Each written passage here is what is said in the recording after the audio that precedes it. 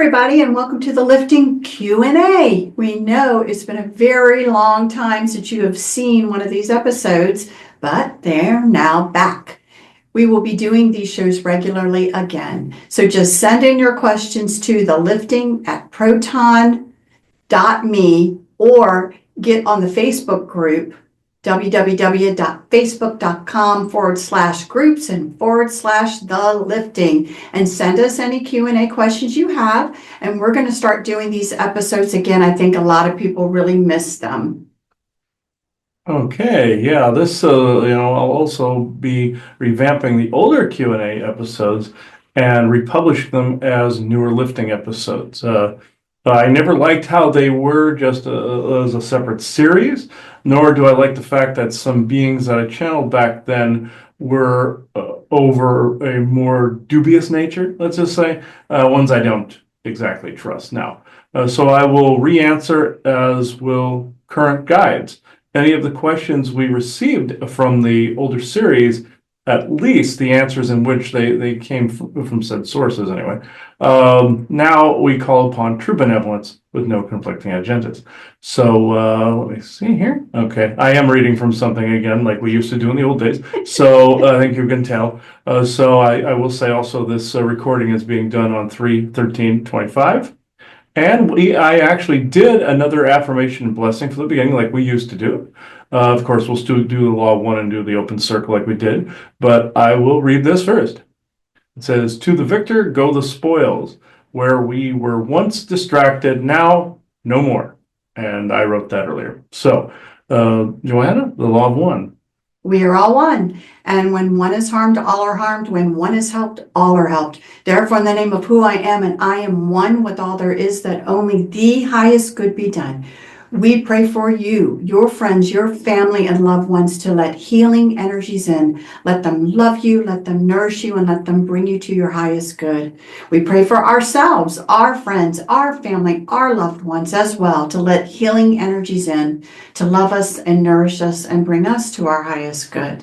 We ask for benevolence now with no conflicting agendas to come in and be with us as we do this Q&A. And again, we ask for any malevolent or mischievous beings to just be swept away so that we can have this conversation in peace. And as always, with the greatest of blessings we send your way, we say, so be it. And so be it. And I now open this circle within true benevolence and no conflicting agendas as of this moment in time.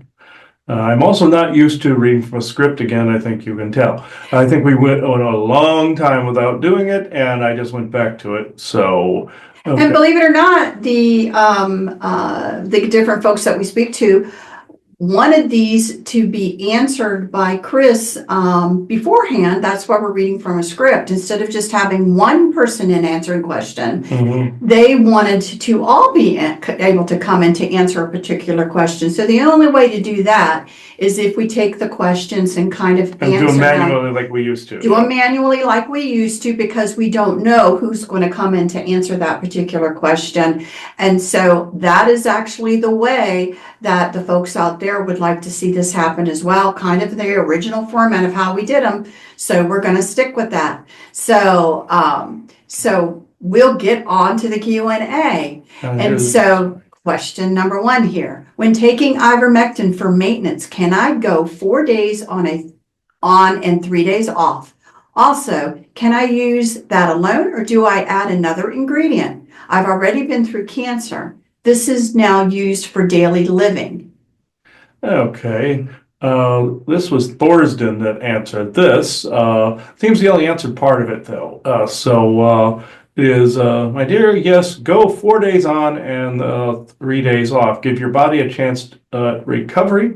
And for those that say, tell your doctor, I say, I am a doctor, an MD to be exact. My credentials are sound and my life full of heart space. Next question. Now, I'll answer the other one. From what I understand of it, yes, you can add other supplements and everything. I looked at that fairly recently. So I'm saying that he didn't give the second part to that particular and we're question. not doctors. And we're not doctors. We say consult with your doctors, but this is what the Galactics are saying. Yes. Okay. Okay, number two. What role does music play in the galaxy and other dimensions? Okay, looks like this one got split between the page here. Okay. Vesa here with my answer. Music is the language of the cosmos. Most think that it is just mathematics, but in fact, the numbers respond to sound, light, and most importantly, frequency tones. Math is the manifestation of frequency, and most of all, then becomes the building blocks of creation. That's nice. That again's from Vesta. Question number 3. Is our planet and other planets in our system just different realms or dimensions? This was an extremely long one here. So if I squint a little bit, it's because there's this weird font thing going on here with this copy paste or this typing I did earlier. So once it's in Word, you can't get rid of it sometimes. So Elena here, there are actually passages. They are actually passages to other planes and dimensions, meaning planets.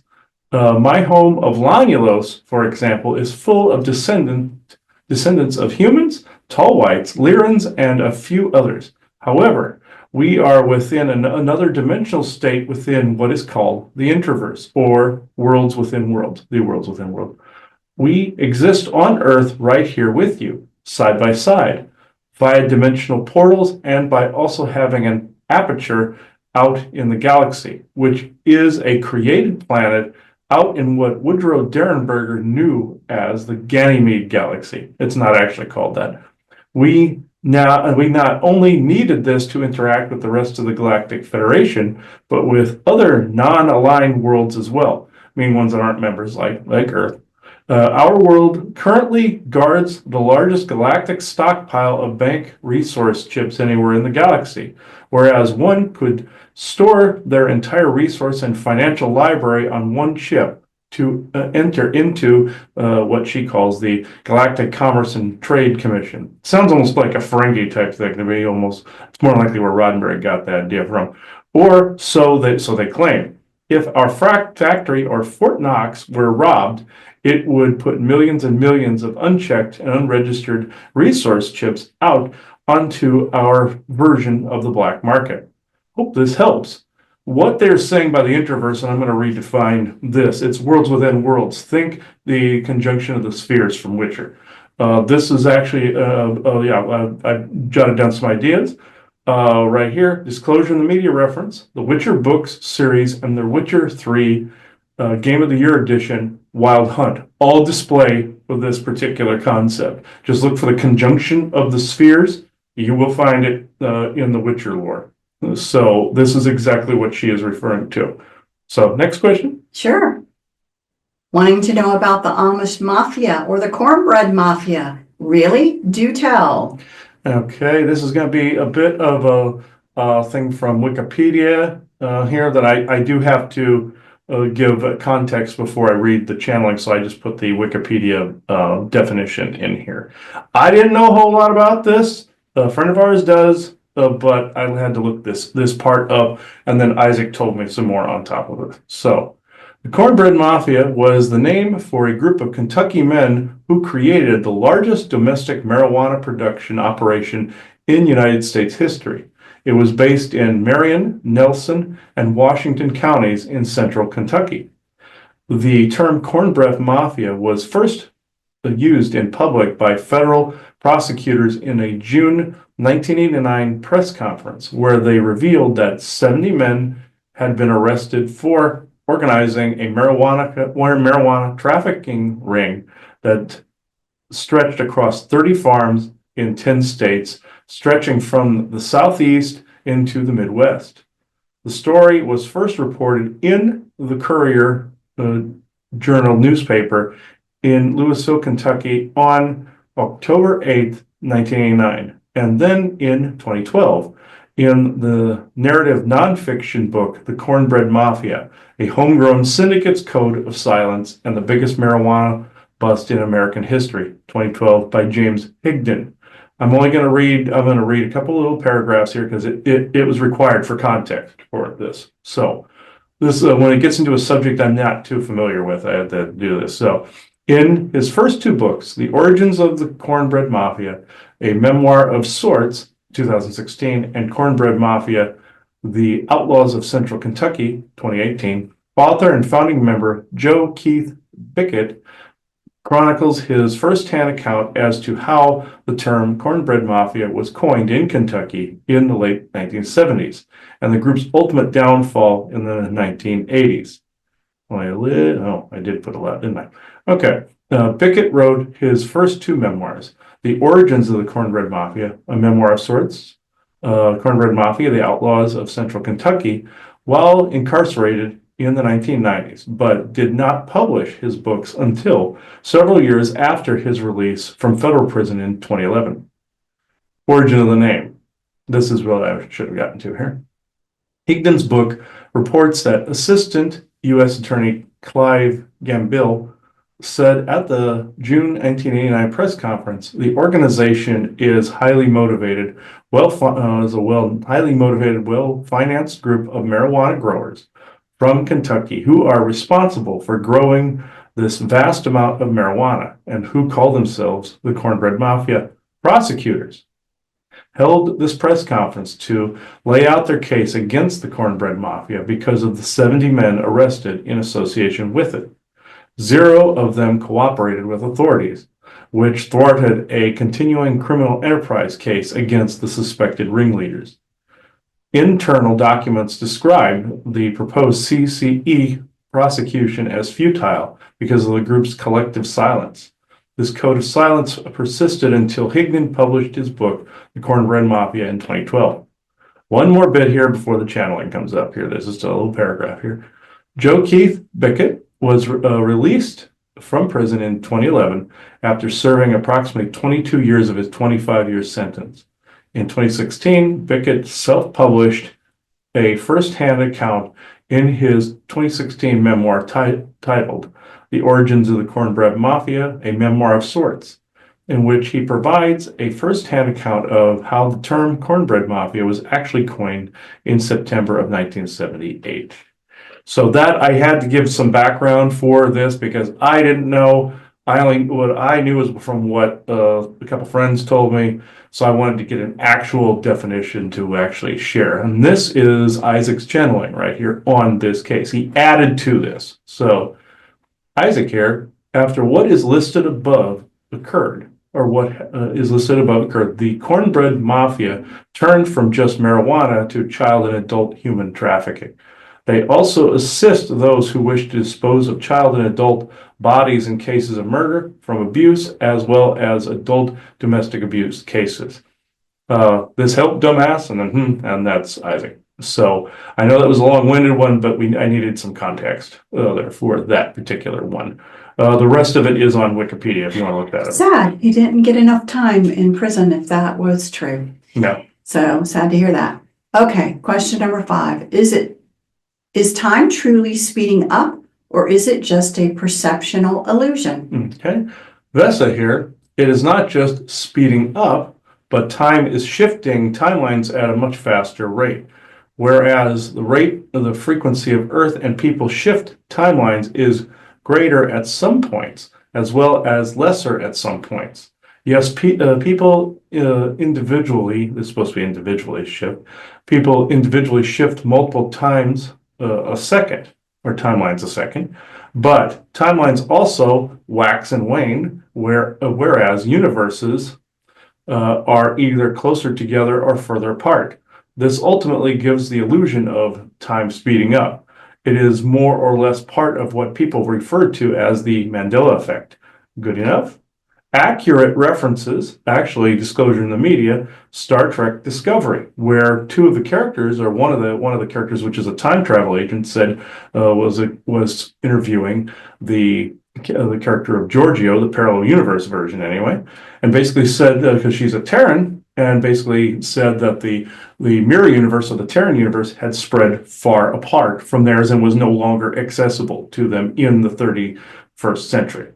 So that is a beautiful example of what was just said. Star Trek is chock full of those, but this is an individual reference, and this answers the question you had the other night in private where you asked do timelines wax and wane, and there's the answer right there. So it feels like they must, with some other things that we were discussing, it would only make sense if they did that. It's nice. I actually like the fact that we have enough material now that you can go back and reference older shows for people to look at to learn more about it. No, That's kind of cool. Oh, yeah. Yeah, I intend to do so. I have to go back over it and I may re-answer the ones that, like I said, were done by a more, what we consider to be a more dubious source that actually gave the answer the first time.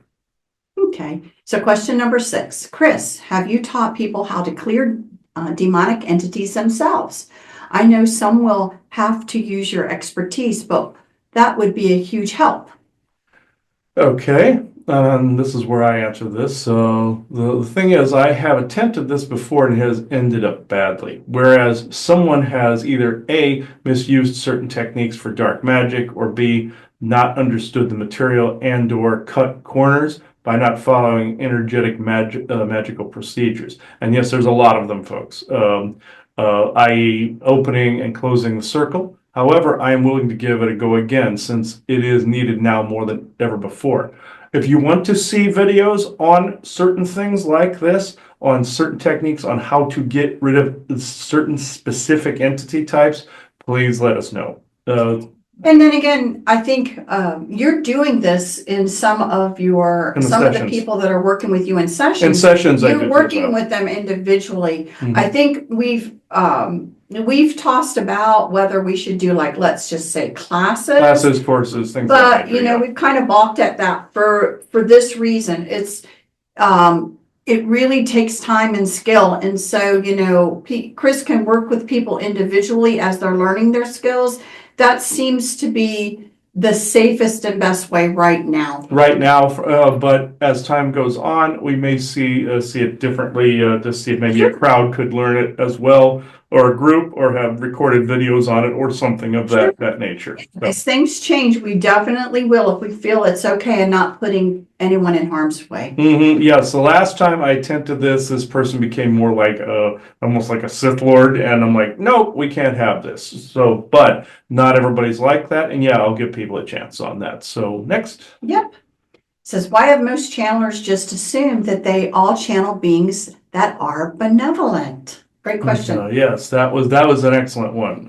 That one came up very recently on the YouTube and other sources, so thank you. This came from Thorsden. So Thorsden here. All people can become used to any, and I mean any, state of being. Say, for example, you have channeled and or were around a particular being and or set of beings your entire life. This right away means that you have not only acclimated to their energy presence, but you have also come to accept anything they say or do, even very bad things. If it is done slowly enough, one can accept almost any state of being or mind. Be vigilant, folks. Also, if you have grown up around a particular religious belief, say, for example, Christianity, this means that you have already come to accept Jesus Christ into your heart. That's true, folks. It has happened. This means that anything outside of that indoctrinated belief system is foreign to you and hence scary. So say one day a being claiming to be Jesus Christ or Archangel Michael comes along and tells you to channel and or give messages to the general public for them. This means you are not only obligated to do so per said beliefs, but then have lost your ability to discern properly. You assume that this being and or set thereof is and or have been there for your highest good and or the highest good of others. See how this begins? Skeptics do this as well. By believing in nothing, they see nothing. Merging both logic and frequency, we can all then evolve. Next question. We like these a lot, and he winked. So that's Thorsden, Isaac's brother, Thorsden. So go on to the next one. Actually, oh man, that's going to be hard for you to read there, but glasses. Let me see. Because I answered this one on YouTube. So okay, I'm going to scoot closer to read it. Okay. Says, I have a question. Well, I might be in a little trouble. I brought a 1900 Indian head penny home, and since I have been looking through a box of pennies, I've had in my house for years, but never paid attention to them. But last night, I had a very vivid dream of a man saying he bought me. I'm pretty good with the dream realm, and I have my own problems. My first thought went to the penny, but I also started watching that show interview with a vampire, the new one. I can watch shows with dark beings in it and fighting and things like that. But something about that show was really dark, and I was thinking about it all day yesterday. So that could be the cause of the dream. But if it is the old penny, what do I need to do? I have pictures also. Also, after that show, I felt uneased in my house and not afraid of spirits and beings as long as they don't cause trouble. Okay, this was on YouTube. You know how small the font is, text is on YouTube. So that's why she was having leading close. So, okay, this is what I answered. I would say, as far as the pennies go, put them in a jar of Dead Sea salt, at least to begin with. If you are, for some unknown reason, ignoring them, there may be a reason for it. Force yourself to look at them, feel it out. It is still it still does not, if it does not feel right, get rid of them. As for the show, there may have been some real thing disclosed, and you were just intuitively picking up on what was real. And with vampires, especially Interview with the Vampire, you better believe they got it accurately. So I believe I said this further down here. I feel, may have had at least a couple of lifetimes around vampires. This is why you recognize and also are uneasy about that particular show. I was that way about the movie, though it is a good one. I was told that the interview with a vampire, it's actually the vampire, but that's where the Mandela effect thing comes in. I'll read it again. I was told that an interview with a vampire franchise was the closest to how vampires actually are. That and Blade, on how they tattooed human meat puppets to serve them in many aspects. Hope this helps. And I realized I did not answer part of this. A part of it was with a dream sequence. We've said this before with Dreamtime, the Dreamtime revocations. Just every morning when you wake up, just say, I revoke any and all agreements made in Dreamtime with any malicious being and or beings, and you've nailed it. So this is this, and also don't accept gifts in dreams.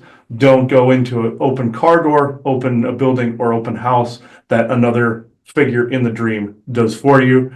Anything chases you, turn around and confront it, beat the crap out of it, transform into something, chase it out of there.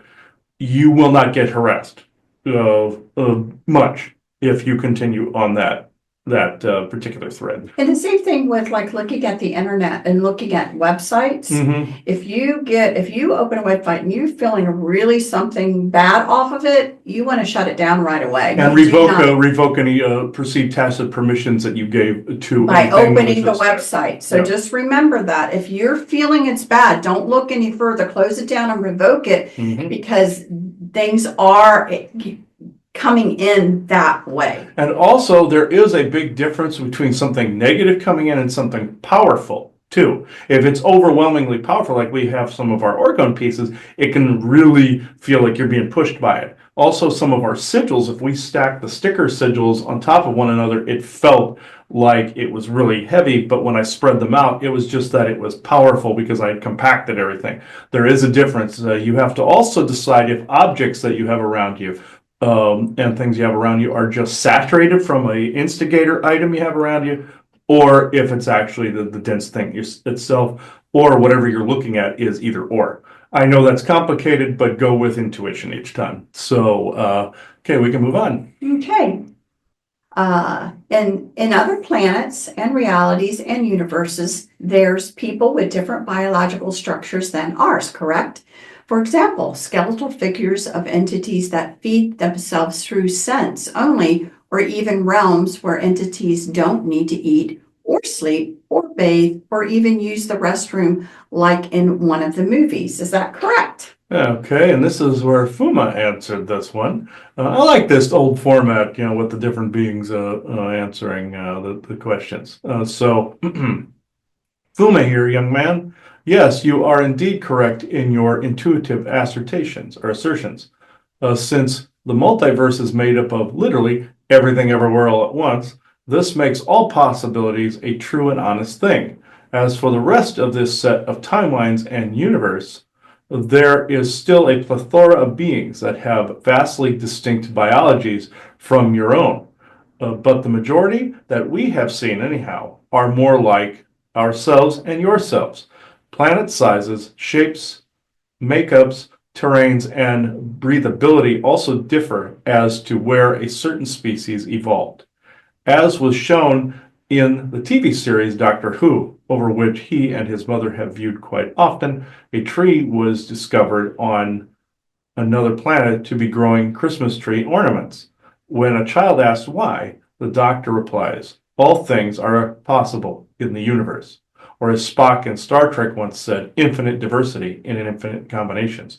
Good enough, Chris? And that was from Fuma. I know he used the infinite diversity and infinite combinations quote to get under Isaac's craw because Isaac is sick of me saying this, so Fuma went ahead and more than likely did that to bug him. And for some of you that don't understand what he was saying, when he said, like humans and like them, because when we think of something different, 2 arms, 2 legs, head, eyes, right? yeah. So we look like that, and that's the main structure it seems to be of how a being is going to look. Now there are some that look like that are going to look like spiders. There are some that are going to look just completely different. But the overwhelming majority, it seems, is something that's going to be a head, 2 arms, 2 legs, upright and walking. And some people have ascertained that that was the Anunnaki that made that possible through them spreading panspermian seeds throughout the galaxy. But also some also ascertained that it's a copy paste of a universal code in the genetics. Truth be told, we came from that, not us creating that. Like in the movie 65. Go see that reference. So it's basically 2 arms, 2 legs, just like you see in Star Trek now. And there's a few that don't fit that particular template. That is the ratio that he's talking about. It is exactly like you see in Star Trek and Star Wars. So very, very similar, if not the same. So next one. Okay. I saw, and there's different laws of physics. For example, an astronaut who arrived at an Earth-like planet, and he was there for 25 million years, and he came back to Earth, and only 25 minutes had passed.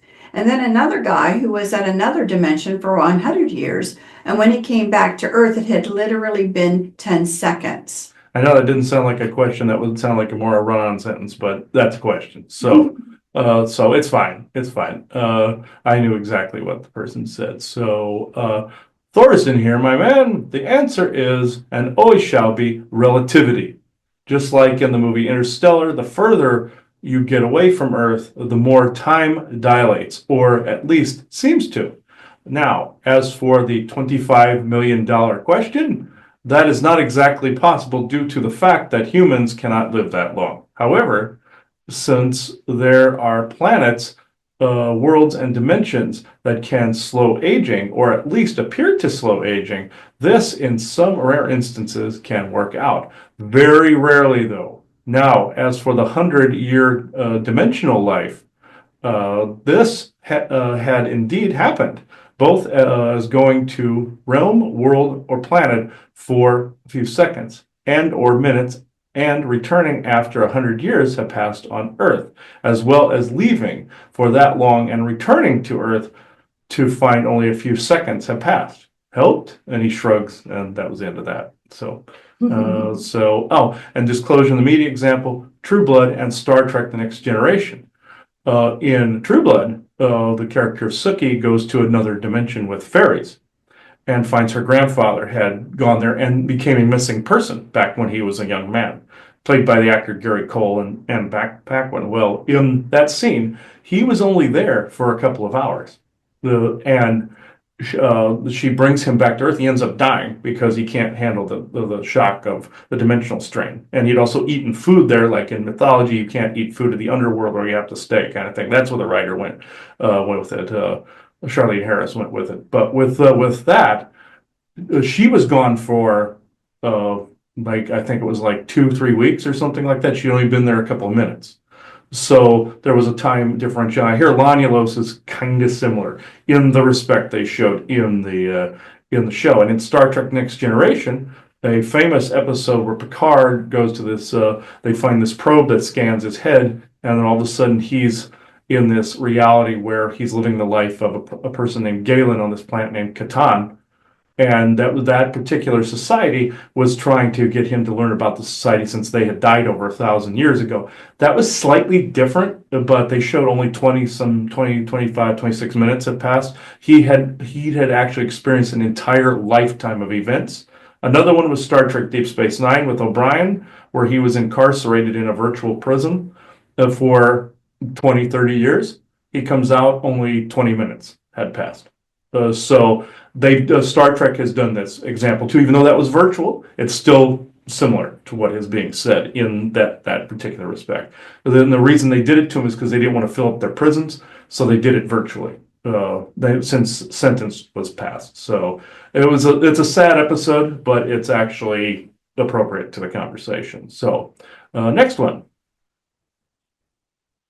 Okay. In one of the Catholic religions, they believe the dead come back on November 1st, on the Day of the Dead, to feed themselves off the scents and aromas of food and candles and plants.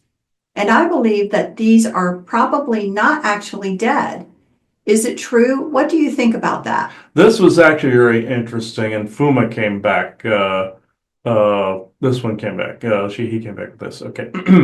Fuma here to answer this poignant question. The reason beings come in to smell the food, candles, and plants on the Day of the Dead is this. Smells translate into energy and vice versa. As a dimensional being, or one such as myself, the smell smells, we gravitate towards it, meaning they smell it, they gravitate towards it, like you see in the cartoons a lot, meaning like the aroma, like smell animation that they have in old cartoons where they're floating towards something. That's what he was actually saying. As this happens, if there is a major frequency difference, we can, as well as others, can translate the smell into taste.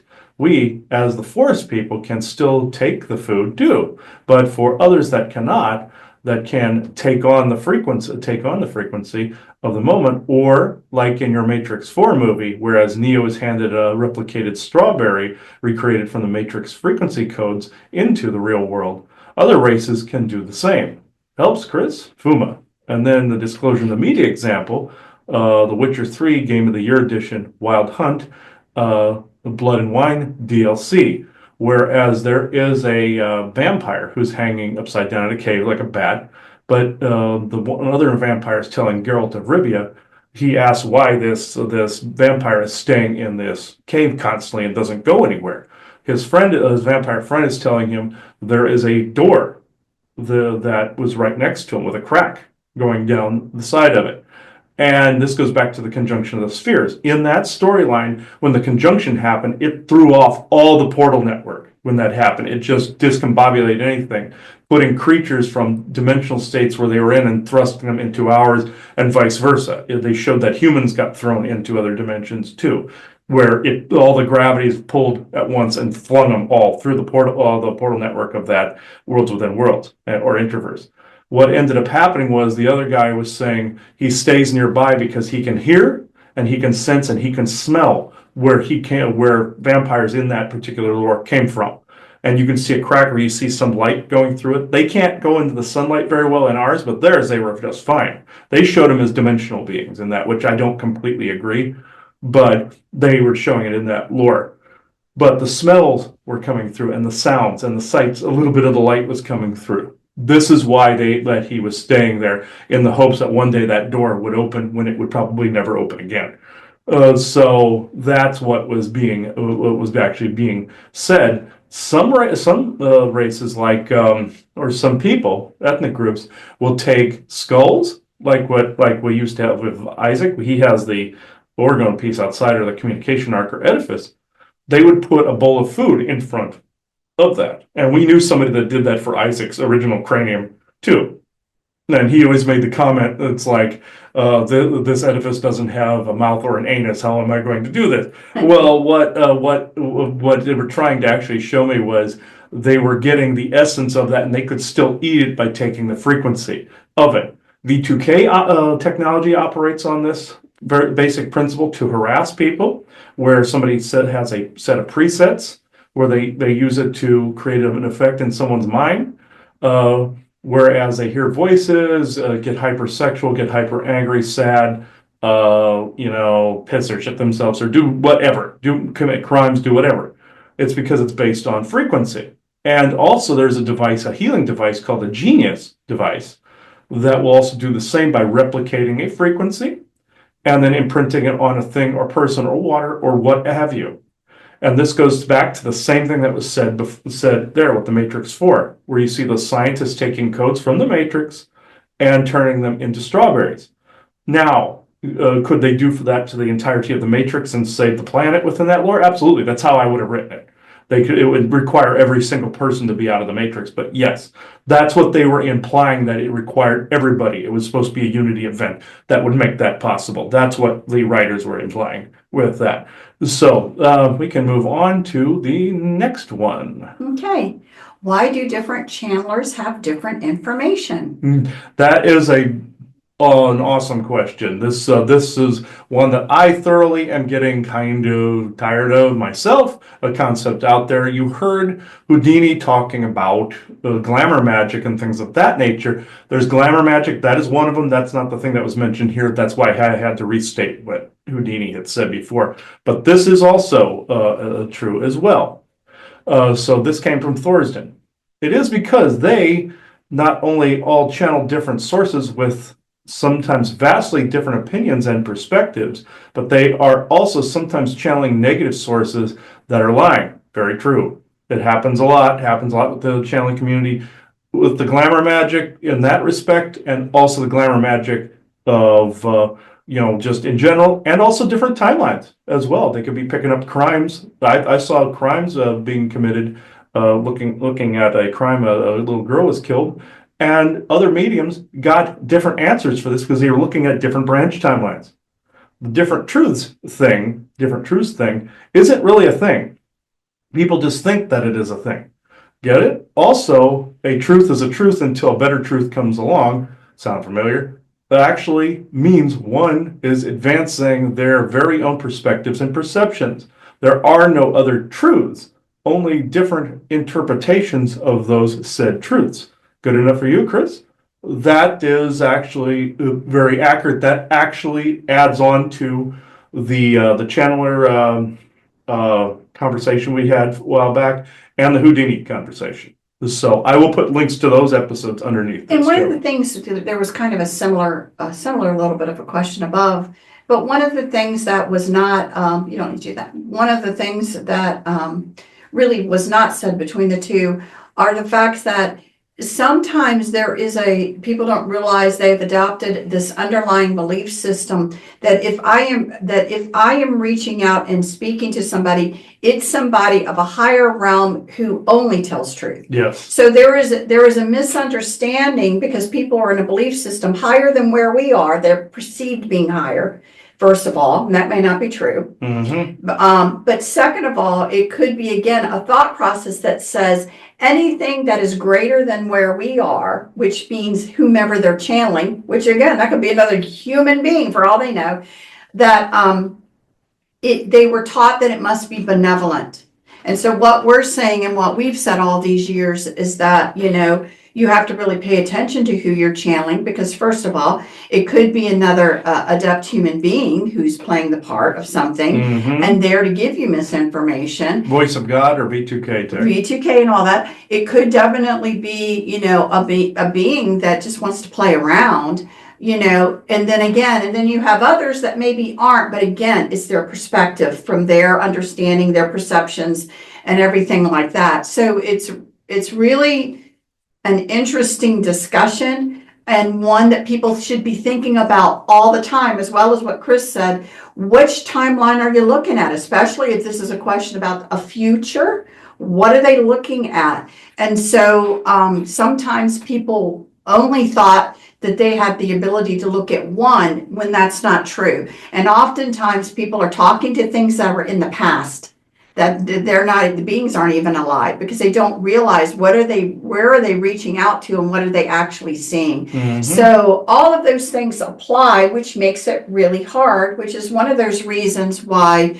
what we try to do is tell people all the warnings and things to think about, but it's very difficult for us to point fingers and say someone is a horrible channeler, because they may not be considering any of this based on previous belief systems, but it's kind of trying to update your thoughts on this. Yes, and I find this also real interesting. There's another component to this that people don't talk about very much, or if they've discovered it, they tend to be fairly hush hush. And I've encountered people not that long ago that were more hush hush about this particular part of the particular subject. There are beings like Draco reptilians and beings of this nature, demonic entities, that have put themselves, and galactics do this too, to fight our contaminants and some of our energy friction here as well, and ground this was here. They put themselves in a suit, like the Untumbans use the typical, samurai armor look, or like Shredder from Ninja Turtles or something like that,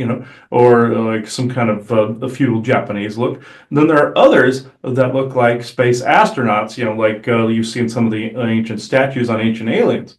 What this is, and it's just like J. Michael Straczynski wrote into Babylon 5, they're called encounter suits. And this not only negates energy entanglements, this negates diseases like a hazmat suit, viruses, contaminants, toxins. Some races will just use jewelry like the ancient Mayans do, the Lanyalosians do this. Lane Verso just wore a necklace one time, and it fixed all of this.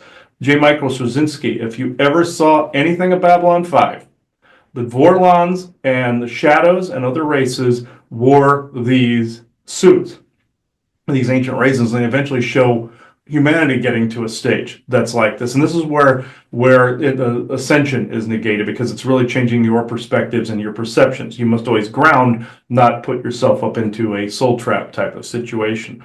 I always say grounding within your I am presence within the better parts of your avatar and oversoul, and staying in the here and now. The encounter suit is, and you saw its relevance in a very poignant episode where the character of Kosh saves Sheridan from falling to his death. He jumps out of his suit when the character of Delin tells him to please go save Sheridan from falling. And he jumps out, and he looks almost like an energy being, like an angelic being. Every single person that saw him saw their own deity, because it was based on their own perception and perspective, their own biased belief systems. If you go into it with something, you're going to actually see, the thing that you're expecting. People, even humans, saw Jesus, they saw Buddha, they saw Krishna, they saw all of these things. And he warned that would happen because of the vibration that he was on. But Sheridan saw him for what he really looked like. He had an elongated skull. He looked kind of like Akhenaten when he saw him. Brings him to the ground, and then Kosh disappears. And he goes into his suit. Sheridan goes, "Thank you for that. You saved my life." Kosh says one very poignant statement to him. He goes, "I must leave you right now. Too many people saw me. I have to rest." Meaning he got entangled, and he had to shred all that other junk off him. Because meaning, like the laws of thermodynamics are for temperature, the laws of energy, almost like a thermodynamic kind of thing, is for energy. It goes from slower to faster, and things will cling to them like a magnet. So that was an absolutely 100% true depiction there. What is being said, though, with the encounter suits, absolutely true. I've actually seen this for myself, just like a human would need a space suit or a hazmat suit, either in space or in a chemically ridden area or some toxin ridden area here on Earth. It's no different, or nuclear contaminated site of some kind. So I think we are good to move on to the last one. Yeah, the last question. Are there giants in Antarctica? Yes, this was Thorsen again. He seemed to dominate the board. This happens where one will do a little bit more than the others. Yes, my dear, there are. Buried since the time of the first flood. Some have been found, while some still lay buried. Also, some are more like the Jotun variety, meaning cannibals, while others are more working class people, like the builder giants of the megalithic structures. That is all for now. Thorsten and Jotun is Scandinavian or Old Norse or Viking for giant. From the times of the Ragnarok, these were the beings that Loki aligned with to try to conquer Asgard. So the Jotun are still exist in certain pockets, and also have been some of the forest people and other groups have been mistaken for these, and also orcish like Neanderthal and ghoul forms. They might have a slight cousinship, but they're not the same. The Jotun are who are being referred to here are the giants buried in Antarctica. Those would have been the builders of different structures, the builders of megalithic everything. Those are also the Cyclops of Greek mythology that would just throw stones at boats and things of that nature. That is what I'm talking about. I know there's some still in a part of Iceland. I've remote viewed this myself, and there's some sporadically. There's some in Peru that chase people out of the mountains. There's also good beings there as well. And I know there's a few scattered across the globe, but there's not many Jotun actually left, from what I understand. So I know here. I know I set it up to where this will make this show differ from other Q&As because now someone is going to talk here at the end of this. So this sets it apart from the older series that we did. So as I said before, or as we said before, I am going to kind of systematically go through the old episodes. You will see those reappear on both the YouTube and the Lifting Rumble. My YouTube, which is at Christopher S. Jacobs, and on Rumble, the Lifting, one word. So all pertinent links will be in the descriptor. So new channel, and who would that be? Thorsman has been really dominant today. Normally, you don't see him very much. He's like an elusive, he goes like the Sasquatch. That's Isaac that said that. So, and this is Isaac's brother, Thorsden. These two look very similar to myself, except Isaac is about 7 feet tall and has red hair and a beard and a mustache, and Thorsden looks pretty much like me, just slightly more buff. So, the more in shape version of me here. So, all right, Thorsden. And the irony, before somebody makes a comment here, the irony is not lost on me that he is an MD or was here, and his name is Thorsden. If anybody read Marvel Comics, they would know the reference I'm making with Thor when he loses his memory, becomes an MD until and has dreams about being Thor, God of Thunder. So I am not, the irony has not been lost on me with that. So, and how do you know I didn't plan it that way? That's where. So, yeah, he's even wearing a ND Esh. He's showing me what he wore here. He's actually back on Lonulus with Isaac. So, and yes, Fuma, yes, he goes where they all wear the same gay jumpsuits. Yes, okay, like the circus performer looking attire. We don't have to because we're covered in hair. Okay, and this is how you know they're good folks. They joke around. So the bad guys don't do this crap. So. They do, but they're stupid. Thorson says, okay. No, my word is retard, actually. Okay. Benevolent thorns, true benevolence, no. So small.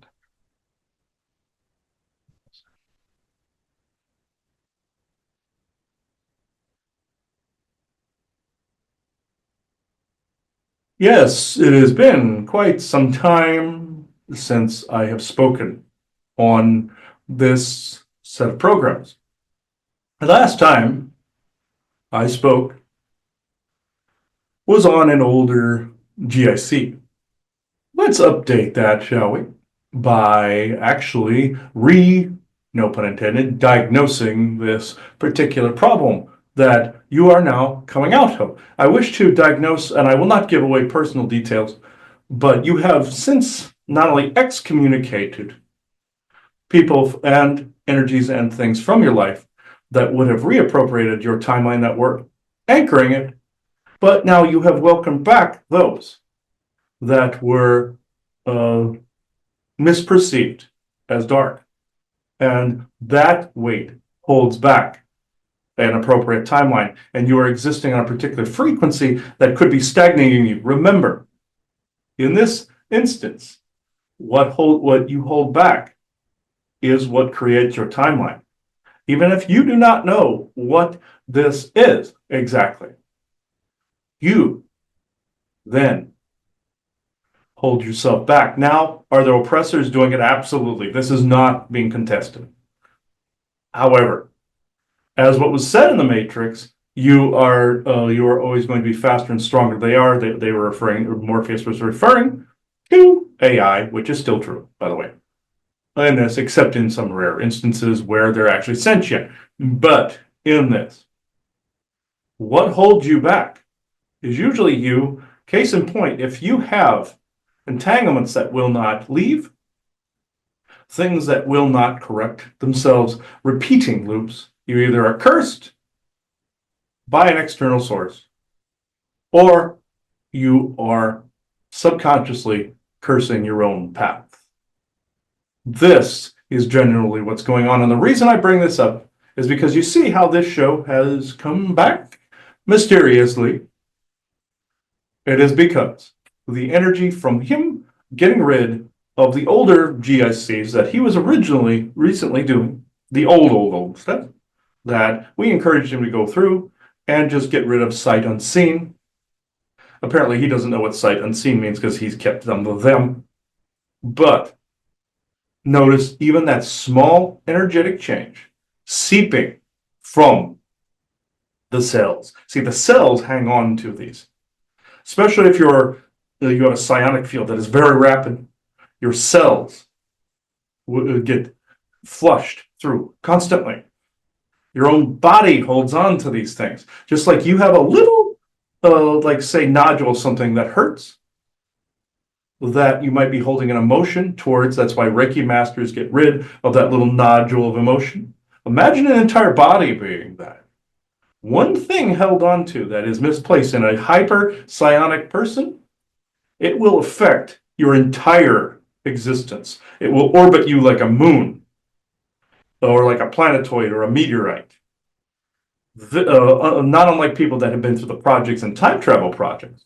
He says it's kind of like the Pike thing with the crystal, essentially, where he was constantly bound to the wheelchair timeline kind of thing. It's not quite that dramatic, by the way, but it is. Where he couldn't change that timeline unless it made something worse, like a weird butterfly Mandela effect thing. Yeah, yes, the concept is true, but they over dramatized it.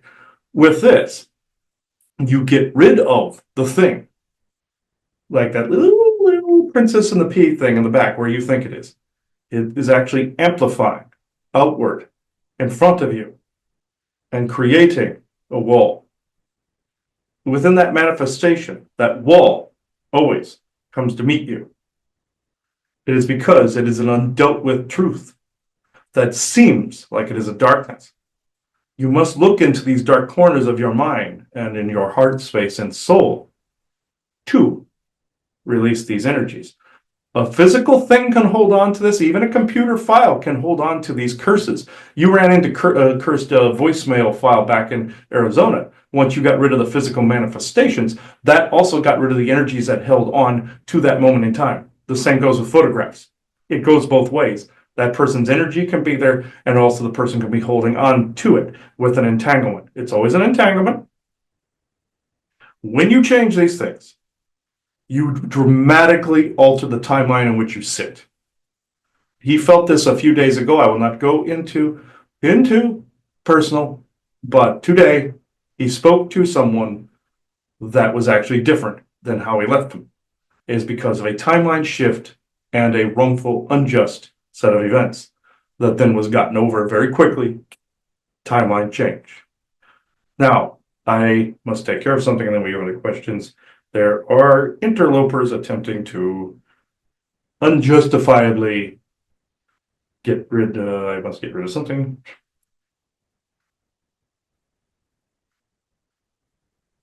He is not the only one that can do the magic tricks against attachments. It is because also his cells are leaching a particular scent, not body odor. Isaac, stop it. You did this crap on me too. Now, They let off a particular scent that during the dark nights of the soul releases, or just prior, and during a trapped dark night of the soul can and will attract garbage. Now, with that, I will answer questions.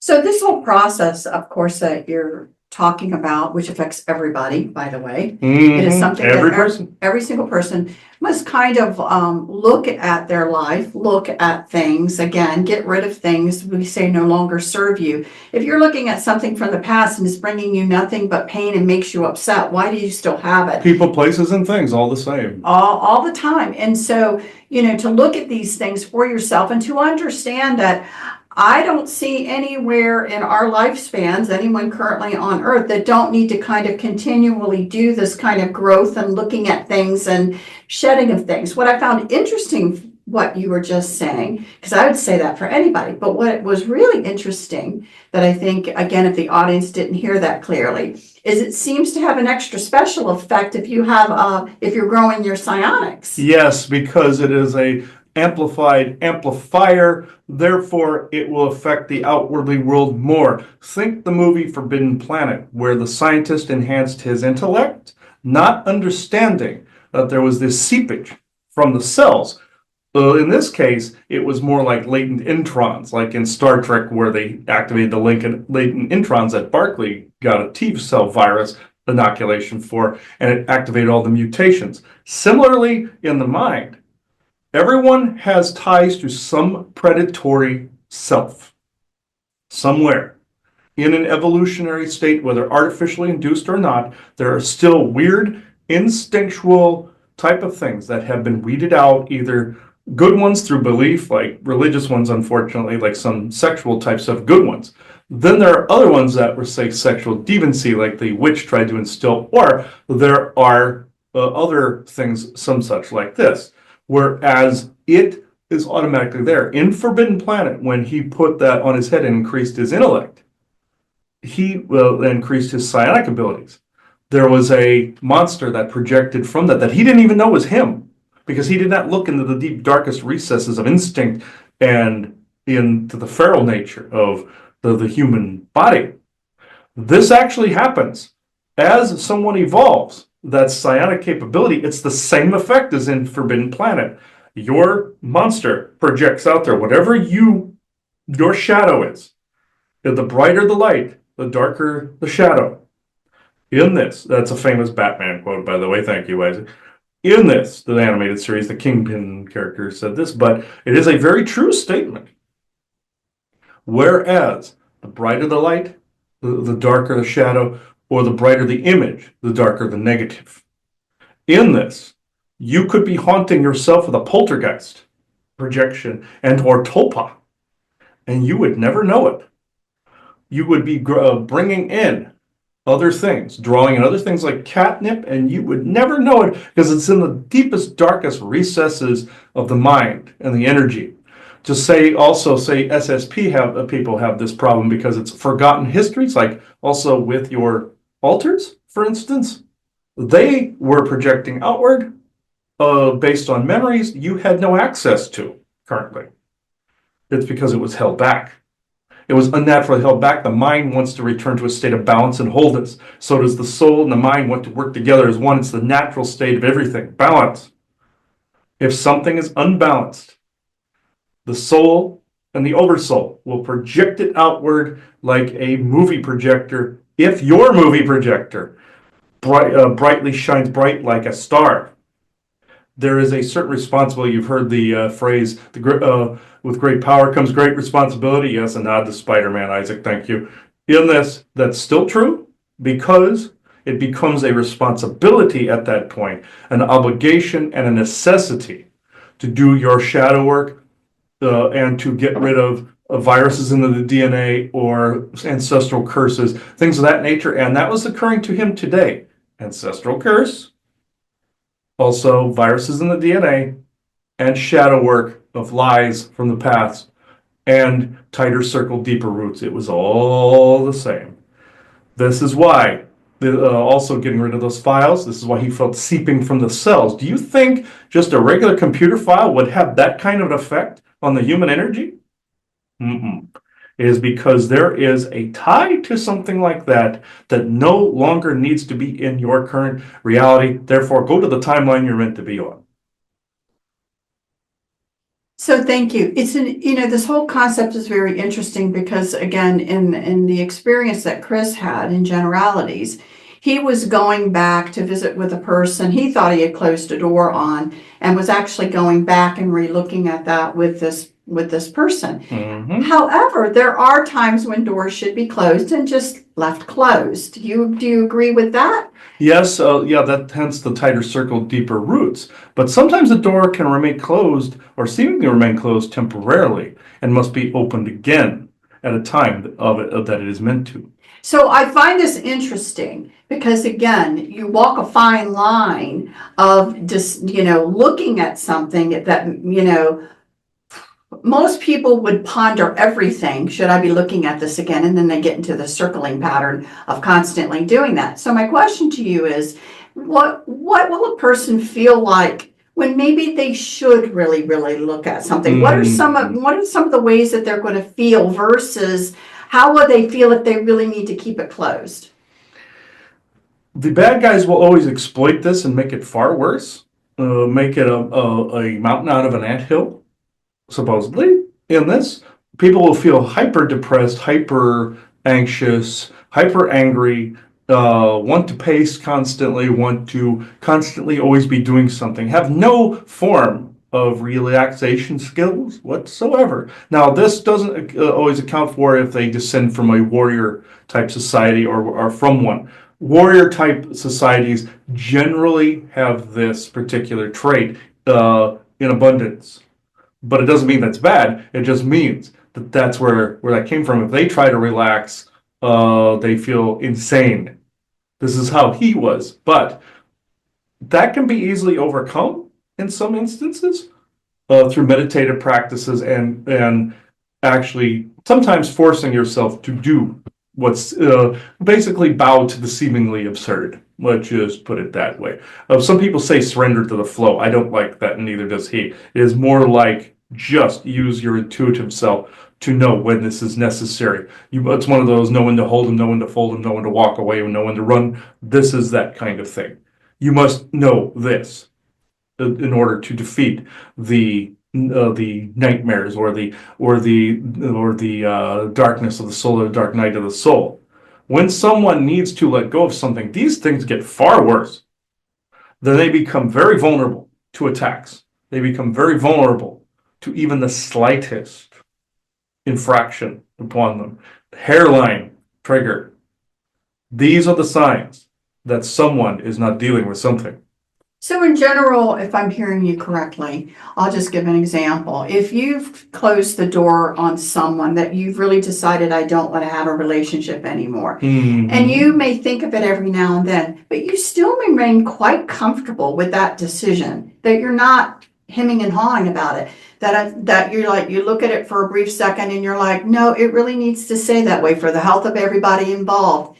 Then don't look, then you're fine. You're fine at that point if it's like If you're really doing that and you're feeling that way, and again, you're not hemming and hawing over it, you're just like, no, it just needs to be very that different, way. very different. Very different versus this other person is going to rummage in your head. They're going to constantly make you angry. You're not at peace with it. Yes. Maybe those are the types that you would maybe need to relook at. And in this instance, it was constantly humming in the background, you see, with himself for it was over a decade in the background.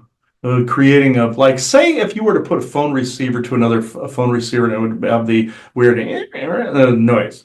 That's essentially a feedback loop, is what that was, is because of the sound frequencies coming from two phone receivers. Think of that kind of noise in the energy. That kind of cocktail rings the dinner bell before demonic entities. They love that noise in the energy. Think also kind of like a dial-up modem sound. That's actually the sound of a weird ill connection somewhere, or something trying to connect. That's why you heard that when it connected to the internet. This rings the dinner bell for certain beings. If it's over a lengthy period of time, you're going to wonder why you are getting attacked quite often. In certain instances where you've made enemies, like himself, they will like nothing more than to widen that chasm and exploit a dark night of the soul. Dark nights of the soul, they eat them for breakfast. This is why you must hasten, not force, but hasten your journey. It's one of those things where if you're walking through hell, keep going, like the song says. So don't stop. Don't get your feet burned on the hot coals. Go over the coals. That way, you will piss them off more than you realize. They might bitch slap you a couple times, and then they are done. They will go on to somebody else that's whining and crying about something else. In this instance, this is the best medicine, is to get through that. And some people might say, easy for you to say, you're on another world or another planet. Same difference where I am. We are just like yourselves. We are no different than you. We have misgivings. We have nightmares. We have traumas. We have tantrums. I'm pointing to Vesta at this point. And we have daily lives. Children, spouses, wives, husbands, all of these types of situations. It is not too different from yourselves, even though you have extra shit on top of it. It makes no difference. The same rules still apply, even to overage. So, and overage still has to abide by a certain set of rules to where you can't circle the toilet forever. It still applies. You're working out soul history that maybe you've been taken as a slave one too many times, or the soul trap nonsense, or the fake incarnation cycle, whatever.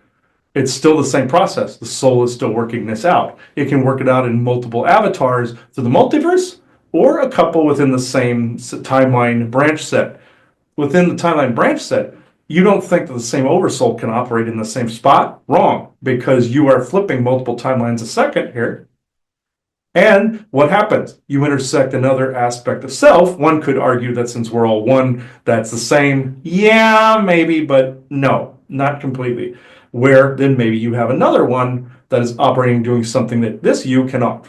When he discovered, like that guy that drove off the pier that time, and if he found out that was another aspect, that's because it was one timeline passing over to another, and he and you guys intersected that timeline to where you saw that energy that no longer belonged being taken by that person to the other side. That's why he could relate, because all that dark night of the soul accumulated in that avatar. People always compare this to the Jesus story where he took all of his sins to his Father in heaven. That can happen, or as he likes to say in the Pathfinder Legend of the Ghost Warrior movie, where Russell Means' character takes Carl Urban's garbage and says he takes it on, and then he takes on all his karma. That was a slightly racist move in that movie. But in this, the concept is sound. Even though the Jesus thing didn't happen, it is still sound, where somebody can take that. The oversoul may get sick of a particular avatar not doing something, so jumps it off to something else and get rid of it more quickly. Because sometimes a particular avatar can't get the thing done within the time frame that is needed, so it needs to shunt off to a different timeline for just a second, take care of it, and now we can move forward. Hence what happened today. So again, it's a very interesting concept, because if I've heard... He still did it, though. It was within this avatar. I wanted to specify that, yes. Right. But in general, it's a very interesting thing. It's kind of like people that are working on their psionics sometimes will want to distract themselves by real life to just work on their psionics. And what we're saying is that if you tend to do that, there could be things that are then amplified in your life that could actually not work out to your best issue. So again, it's so easy for people, no matter what they're doing, to get themselves distracted and not being balanced about all the purposes of why we're here and what we're doing. And then they don't realize, especially because there is a thought process. The higher you work on your psionics, this other stuff is less, and it's not necessarily true. A small amount of it ends up being more because it is amplified. Yes, think of for a minute, if this is how you know you have an amplified set of senses. It's like the whole Daredevil thing where he could when he gets his powers that everything's really like overly such like an autistic person would be with all that, even though that's alien experimentation and also higher, lower, or faster, slower moving densities and whatnot.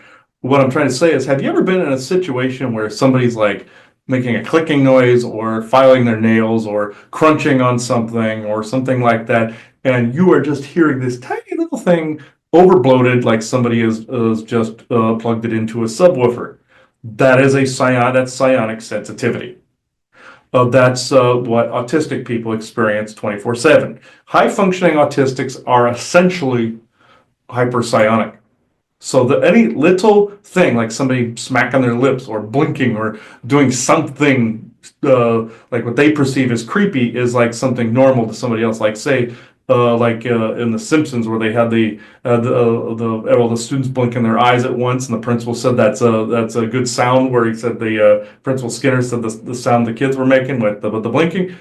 Some people find that annoying when people do the sticky-eyed blink or their nose whistles, like you see Homer seeing somebody's nose, or Homer's nose is whistling and Flanders loses his shit. That's because these are examples of hypersensitivity. That person's not actually doing anything wrong why that their nose is whistling. Yes, it's irritating as hell. Like somebody's going or doing something like that, or clicking or licking their lips or something. But the only way you're hearing that at all within that type of loudness is hyperpsionic sensitivity.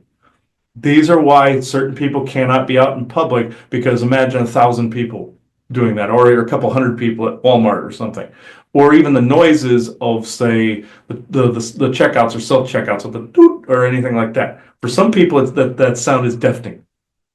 And because of the psionic manipulation going on and psionic dampening, your ability wants to fight through it. The other thing wants to bring you down.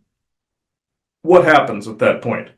You can't function in normal life situations.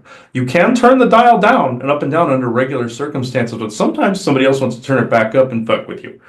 So it's important that you ground constantly and keep watch on these things constantly. We're not saying to the anal retentive or autistic type of scenario, or Rain Man, where you have to count every little thing or look at every little thing. No. He's recently done this by, when I talk about annoying behavior, his brain is actually starting to read all the periods, checkpoints, and colons. We want to slap him for this. But this is what I'm talking about. You get to a hypersensitive type of thing, and your brain sees every little tick mark, every little thing. And if you know the names for those tick marks, no matter what language, your brain is going to read and hear and say every one of them.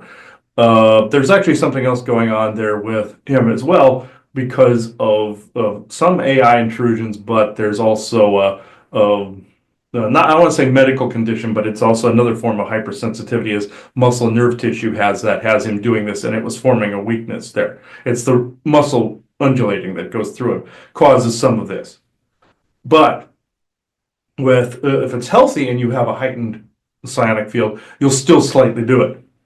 That's a form of OCD, or if somebody has to like put a book straight, or has to like his mother had to dust the TV screen when he put a smiley face on it, things of that nature, or he would pull one little video game out to fuss with her and stuff like that.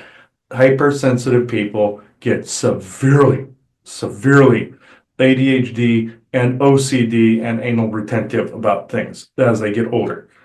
So, and also can be inherited that way too, from mother, daughter, father, son, mother, son, father, daughter. It can go this way.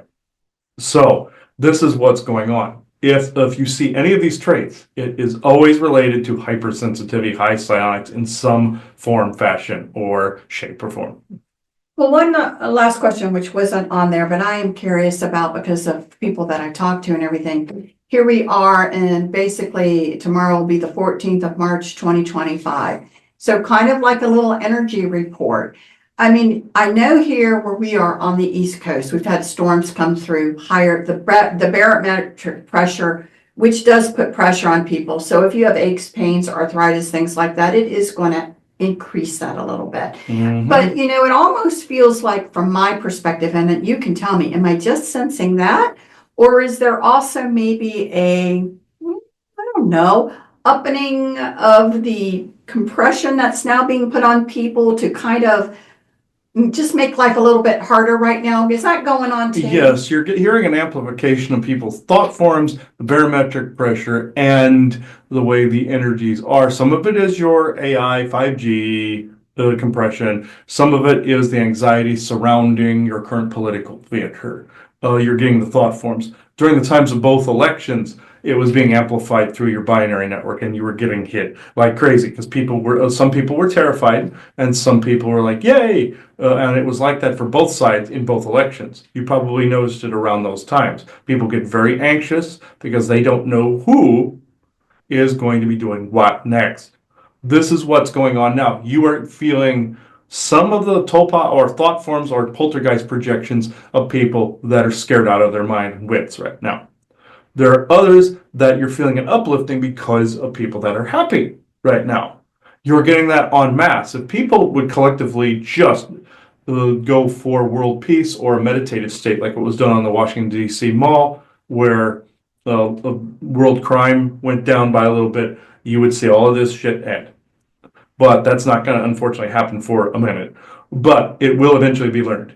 As the timelines go, it will be learned. You're at a crossroads right now of which way you want, New World Order or world unity. That's what you're up against right now.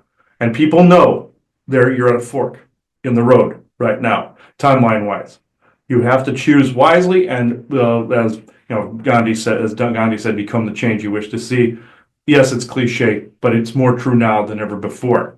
Do you want that? What do you want, and what do you not want? This is what is being amplified. Both political sides, let's just say, are viewing the country and the world vastly different from one another. It has never been that big of a schism at any time in the United States' history, Canada or Mexico, or in the world for that matter, for the United States, that is. This has never happened before, and this is what is scaring the shit out of everybody. Well, thank you. And, again, put out, obviously, as you're saying, put out what you want. Make sure you're putting out the energies. I think what's weirder now. Uncreate the bad guy's path, too. That's another one. Okay. And I think what's weird is that right now, at least from the way I'm feeling and from what I'm hearing from different people of how they're feeling, people are translating it into physical illness, I think, or thoughts of They're channeling it and it translates to physical illness. Yeah, that they're feeling physically ill. They're feeling like things are starting to unravel within them. And I guess I just want to say that it's way more than that. It's the energies of everything. I want to say this shall pass. Just give it some time and let it settle. But I'm glad you explained it a little bit more in depth to understand. So if you're feeling this way, just listen, and I hope you've heard all of the dynamics that are contributing to it. Try to stay focused on what you want to see happen. Get outside, breathe the air. The flowers and things are starting to bloom. Look for things, look for the squirrels, look for the birds that give you peace, and touch a tree or hug a tree, whatever you need, do that, and just understand that we are feeling and perceiving a lot more. You may be doing that more than you even realize, and it's the pressures of all of that are kind of making you feel this way.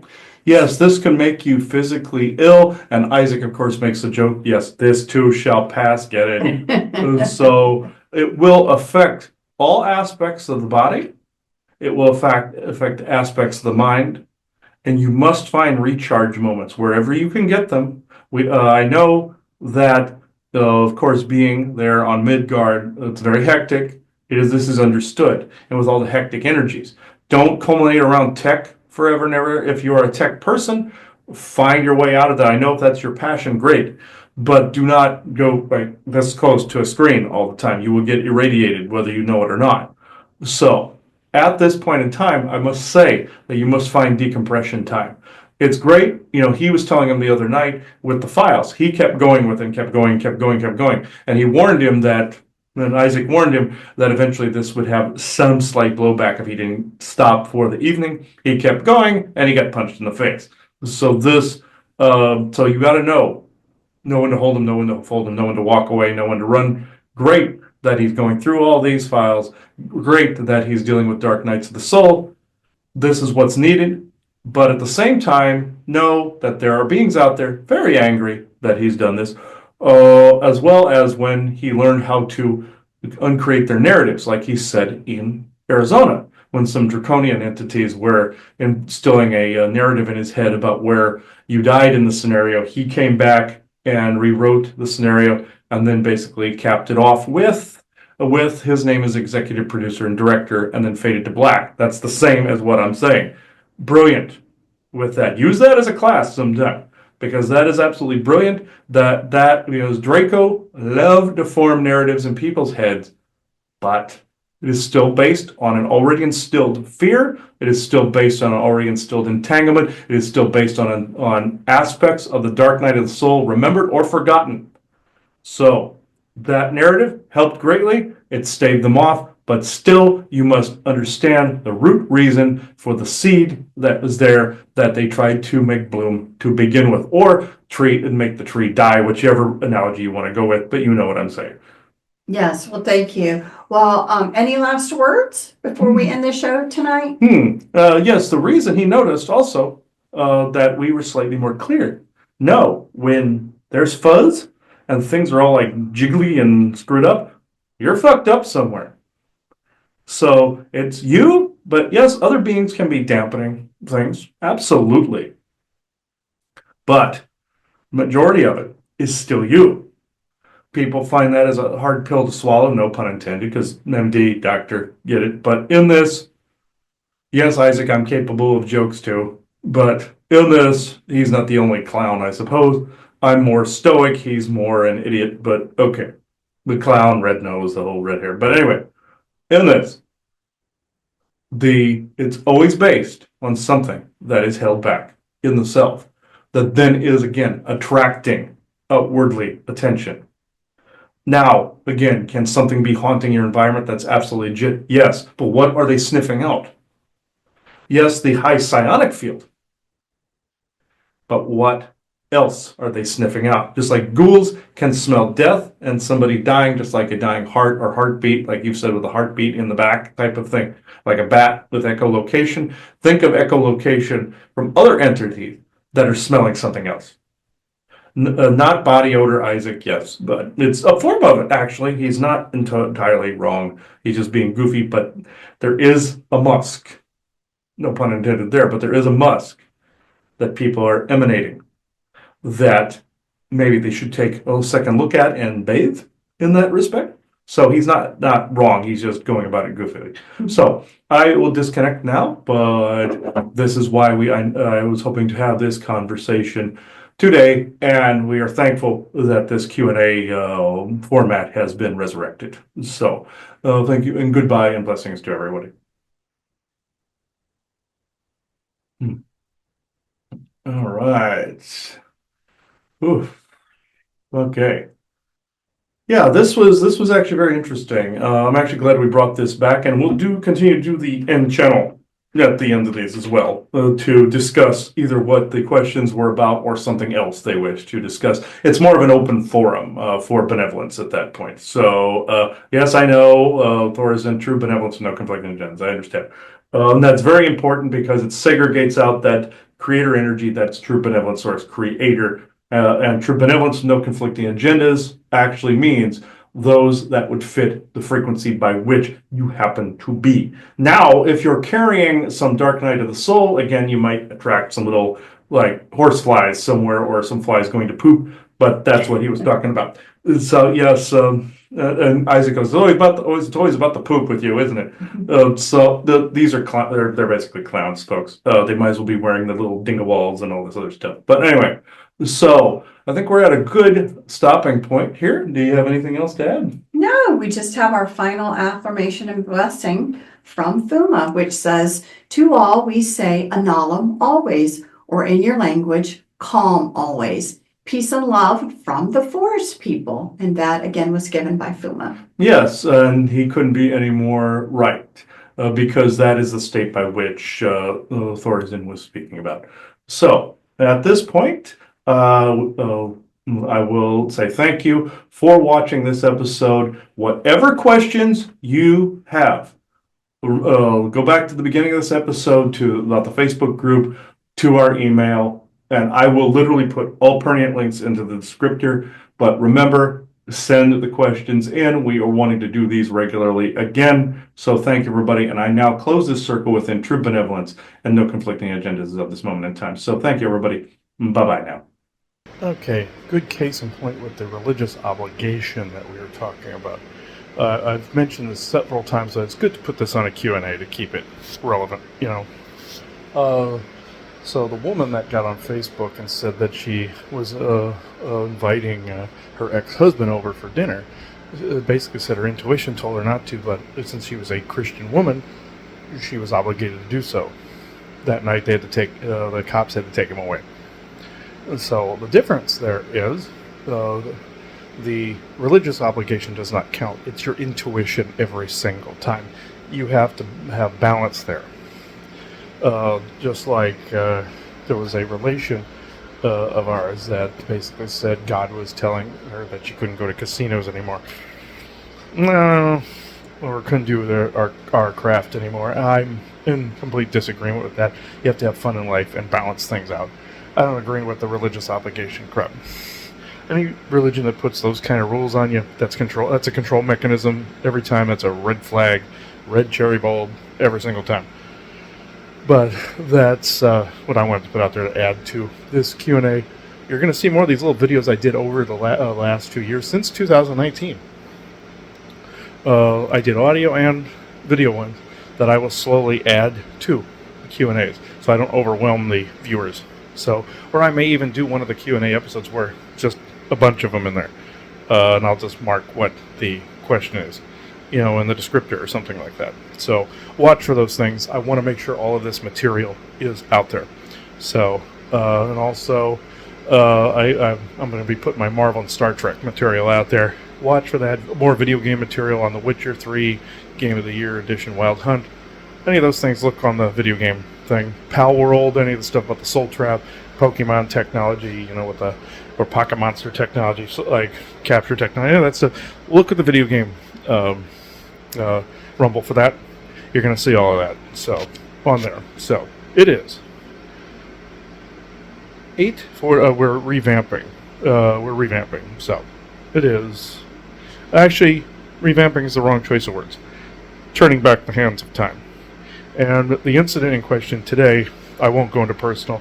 It was an old friend that I'd parted ways with that we started speaking again. I had wrong expectations and assumptions about the person based on what someone else told me. They're wrong. My intuition over the years was telling me I was wrong. I didn't listen. So, it was another party that had convinced me, another family member that had convinced me otherwise. So, I'm not going into personal details, but people here get what I'm saying and can read between the lines. So, well, I do want to say 2025 is a 9, and this would, and that number is technically a completion. One door closes where another one opens, and also with somebody that Thorsten was referring to on both sides, with Joanna and myself. One was writing off somebody, and one was rekindling something with somebody.